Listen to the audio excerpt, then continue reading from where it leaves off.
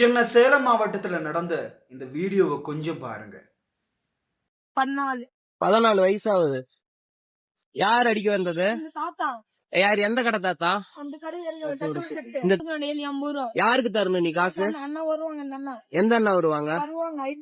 சரி, டெய்லி டோக்கனுக்கு காசு தரணும். ஓகே, சரி. அடிக்க வராங்க. ஒன்னு அடிக்க வந்தாங்க. யார் யார் அடிக்க வந்தது? யாரு? அவரு அடிக்க வராரா? இன்னைக்குதான் வந்தாரா இல்ல டெய்லி வராரா? அடிக்க முன்னாள் டெய்லி எப்படிதான் சண்டை போடுறாங்க, அடிச்சாங்க. சரி, ஓகே. போட்டாங்க தூக்கி. எங்க அந்த பக்கம் யாரு போட்டது? அந்த தாத்தா. நீ யாரு கேட்டீங்க? கான்ட்ராக்ட் கடைக்கு வாடகைக்கு விட்ட? வாடகைக்கு விட்டுக்கிறேன். யாரு கொடுத்தது? போய் கொடு, நான் தான் விட்டுக்கிறேன். 10th படிச்சேன். 10th படிச்சு நின்னுட்ட. அப்பாக்கு ஆபரேஷன், அம்மாக்கு ஆபரேஷன். சின்ன பையன் இல்ல, எங்களுக்கு பெரிய பையன் அங்க பட்டு பண்ணாங்க. ஒரு சின்ன பையனை எவ்வளவுதான் கொடுமைப்படுத்துவீங்க? வார்த்தைக்கு வார்த்தை அந்த பையன் அடிக்கிறாங்கன்னு சொல்றப்போ நீங்களாலேயே தாங்கிக்க முடியல. எப்படி உங்களால இதெல்லாம் பண்ண முடிஞ்சிச்சு? பெத்தவங்களை எவ்வளவு வசதி இருந்தாலும் நடுரோட்ல விடுற இந்த காலத்துல தண்ட அம்மா அப்பாவுக்கு ஆபரேஷன் பண்ணணுங்கிறதுக்காக படிச்ச படிப்பை விட்டுட்டு உழைக்க வந்திருக்கான் அந்த பையன். அவனுக்கு நீங்க உதவலைனாலும் பரவாயில்ல, டெய்லி அவனை அடிக்கிறதும் துன்புறுத்துறதும் அவன்கிட்ட இருந்து 50 ரூபா டோக்கன் காசு வாங்குறதும் எதையெல்லாம் மிஞ்சி போய் அடிச்சு தூக்கி வீசிருக்கிறீங்க. உங்களுக்கெல்லாம் மனசாட்சியே இல்லையா? எங்க எதிர்த்து கேள்வி கேட்கலாதோ அங்கதான் உங்களோட வீரத்தை காட்டுவீங்களா?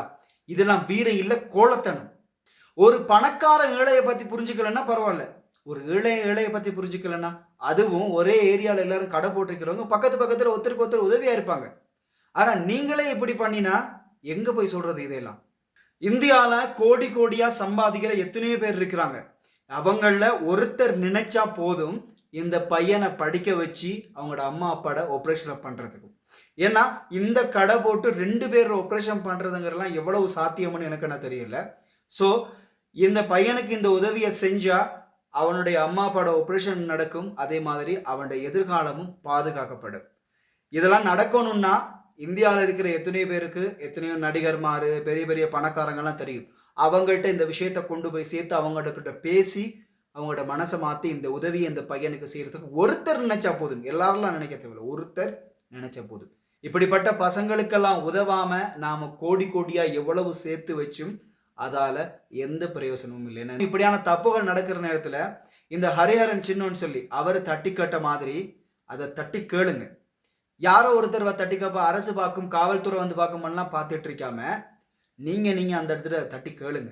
ஏன்னா சின்ன பசங்களை, அதுவும் இப்படி கஷ்டப்பட்டு உழைக்கக்கூடியவங்களை ப்ரொடெக்ட் பண்ண வேண்டிய ரெஸ்பான்சிபிலிட்டி நமக்கு எல்லாருக்குமே இருக்கு.